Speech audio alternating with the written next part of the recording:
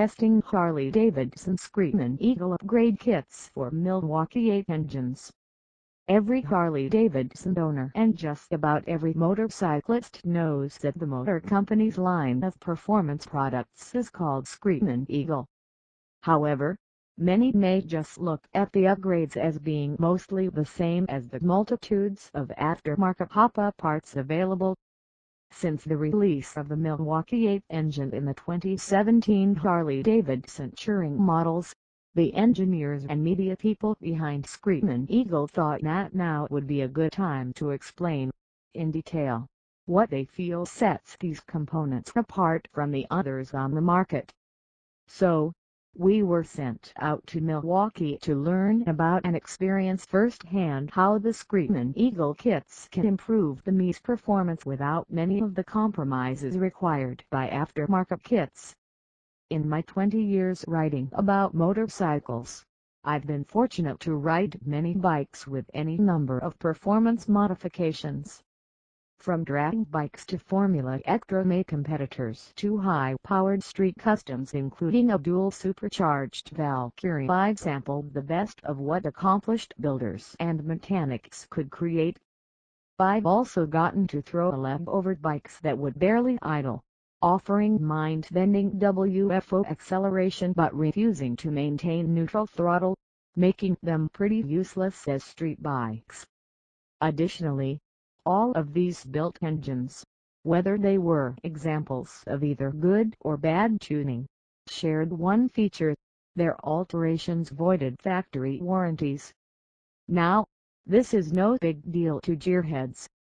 They live for the knowledge they gain about motorcycles by fiddling with their projects.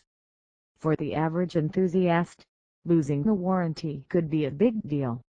All Screamin Eagle performance parts allow for the owner to maintain the factory warranty on the powertrain. Also, the kits were developed alongside of the engines. In the case of the Milwaukee-Eight, the kits are already available as the engines themselves are being released. The aftermarket will have to play catch up. Additionally, if purchased at the same time as the motorcycle, the Screamin Eagle kits can be included in the bike's loan. Finally, since the kits were developed by the same manufacturer as the engine, one would assume the kit would avoid the teething pains often associated with the final tuning of hop UPS with aftermarket parts. The cliché about performance modifications goes something like this: speed costs money. How fast do you want to go? Since the Milwaukee-Eight is the newest engine released by Bar, I'll primarily focus on the upgrades for it. As with everything, the Screamin Eagle buyer can buy into different levels of modifications, with each level adding to the components and price of the previous one. Stage I is the least expensive and incorporates the two aftermarket parts that most motorcyclists put on their bikes: intake and exhaust. Using the 2017 Road Glide as an example, the Street Cannon Performance slip-on mufflers will retail for $499.95, and the Heavy Breather Performance Air Cleaner takes care of the intake for $399.95. Additionally, the Stage I upgrade includes one of the most commonly overlooked components in helping an engine breathe better: the EFI adjustments made possible by the Screamin Eagle Pro Street Tuner. $299.95 will get the best performance out of the new intake and exhaust by using maps developed by Harley engineers. Stage II further enhances the Milwaukee-Eight's ability to breathe by adding a choice of cams to the mix.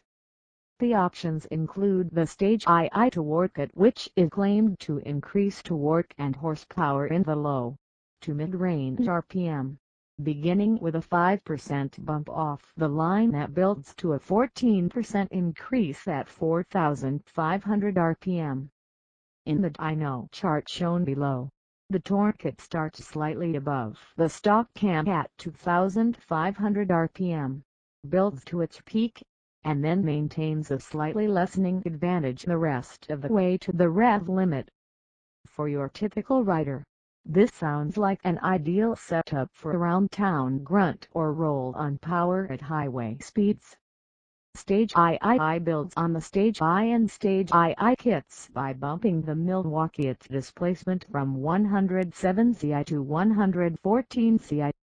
In order to facilitate that increase, the kit includes cylinders, high-compression aluminum-coated pistons, piston rings, the cam different from either Stage II cam valve springs, tappets, and all necessary gaskets.